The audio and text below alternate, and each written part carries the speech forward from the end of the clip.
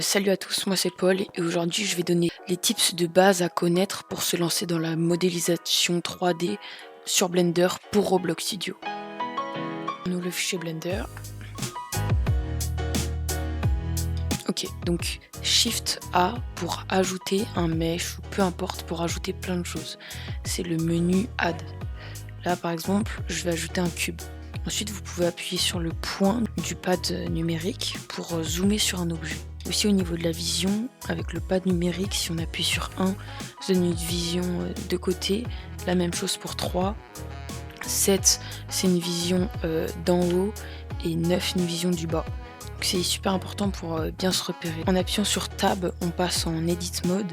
On peut du coup sélectionner les différents modes de sélection. Par exemple, le point qu'on peut bouger comme ça. Et la face qu'on peut aussi bouger. En sélectionnant les arêtes, on peut faire CTRL B pour justement donner un bevel à nos arêtes qu'on a choisies. Et en appuyant sur molette, on peut augmenter le nombre de segments.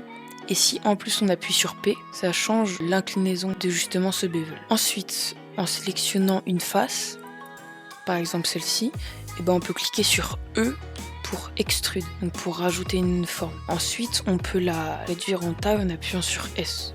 On peut aussi insert la face, du coup faire une autre petite face à l'intérieur, un peu comme ceci. On peut ensuite pouvoir extrude encore une fois, ça peut donner des reliefs sympas.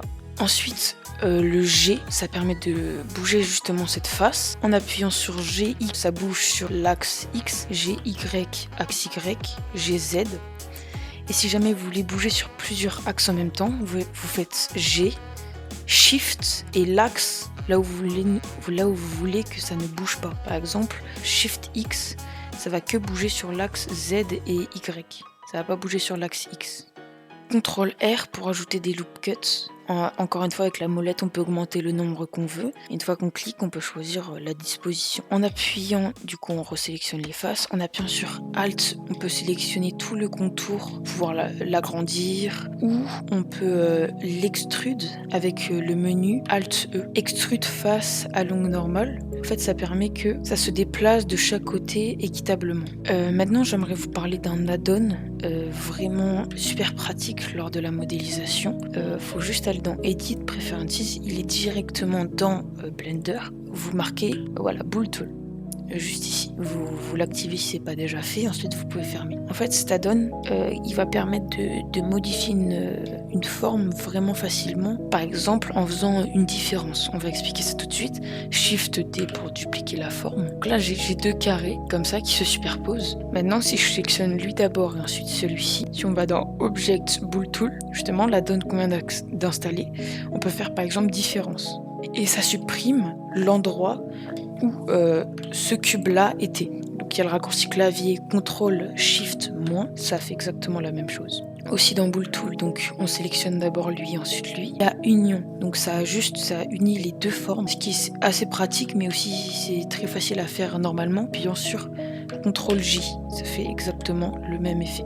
Il y a aussi Insert, donc ça va donner seulement la partie touchée par les deux objets, donc juste ce petit cube là, ça peut être assez intéressant. Ensuite il y a Slice, donc ça découpe le premier objet qu'on a choisi. Ensuite Boolean, donc ça donne un cube qu'on peut déplacer en temps réel et tout se déforme. Et ensuite on a juste à appliquer, ça modifie vraiment beaucoup de choses. Donc moi je trouve que cette add-on est super utile pour modéliser quelque chose rapidement. Par exemple je prends un cube, ensuite je prends un cône, RZ pour tourner le cône, on le monte un peu. Donc ensuite cette forme on la descend par exemple.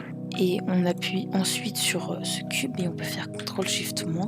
Ça fait une forme assez intéressante à l'intérieur qui serait normalement beaucoup plus dur à faire si on n'avait pas cet add-on. Ensuite, on va passer à l'exportation. Pour exporter cet objet, il n'y a rien de plus simple. Il faut cliquer sur File, Export, FBX. Ensuite, vous choisissez l'emplacement que vous voulez. Par exemple, on va nommer ça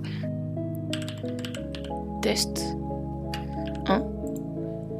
Et vous avez bien sélectionné cet objet, donc quand vous serez dans ce panel, vous allez pouvoir voir limite tout. Alors il faut bien cocher Select Object, sinon ça va prendre toute la scène et pas seulement l'objet que vous voulez. Ensuite vous pouvez exporter en FBX, ouvrir Roblox Studio Et là, on clique sur import 3D. Là, on va chercher là où on a mis notre objet. On voit qu'il y a ce panel qui s'ouvre. Par exemple, on peut faire en sorte d'ancrer pour éviter qu'il soit soumis à la gravité. Et on importe. Et voilà. Bon, là, il faut s'écarter un peu puisque les dimensions ne sont pas du tout les mêmes. Roblox Studio et sur Blender, donc il faut faire vraiment attention à ça. Mais voilà, on a notre objet.